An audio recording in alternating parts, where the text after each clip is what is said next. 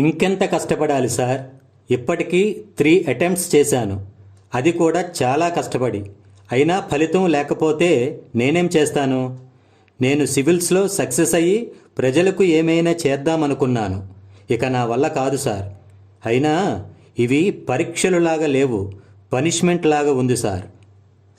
ఇంక నేను మాట్లాడొచ్చా? అయ్యో, సారీ సార్, చెప్పండి. నీకు నువ్వు అనుకుంటున్నావు ఇవి చాలా కఠినమైన పరీక్షలు, 100% కష్టపడ్డాను కానీ ఫలితం కనబడడం లేదని. మనకు కష్టాలు వచ్చేది మనం అంటే ఏంటో ప్రూవ్ చేసుకోవడానికి, అంతేగాని మన వీక్నెస్ని మనమే ప్రదర్శించడానికి కాదు. మీరు కూడా ఏంటి సార్, చివరి వరకు కష్టపడ్డాను, నా దగ్గర అంతకన్నా స్టామినా లేదు. తప్పుబాజీ, నువ్వు పూర్తిగా నీ సామర్థ్యం ఉపయోగించలేదు. మీరు కూడా అలా అంటే నేనేం చేయలేను సార్. సరే, దీనికి సమాధానం చెప్పు.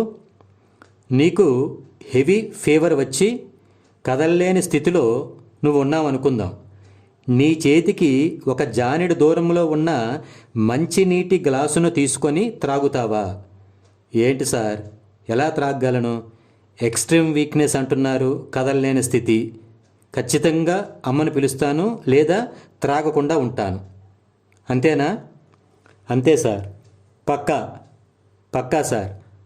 అయితే నీకు గ్లాసు కూడా తీసుకునే శక్తి లేదంటావు. అవును సార్. సరే, నీ మంచం మీదకు తాచుపాము వచ్చిందనుకో, అప్పుడేం చేస్తావు?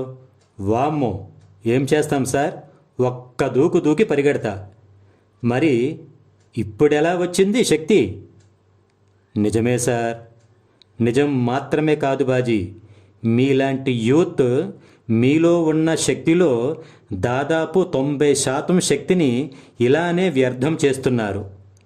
కష్టంలో మనల్ని మనం నిరూపించుకునే ఔషధం ఉందని గమనించడమే నిజమైన గెలుపు. చాలా చాలా థ్యాంక్స్ సార్. నెక్స్ట్ చూడండి, టాపర్గా నిలుస్తాను. Okay Baji, very good, all the best. Jai Hind.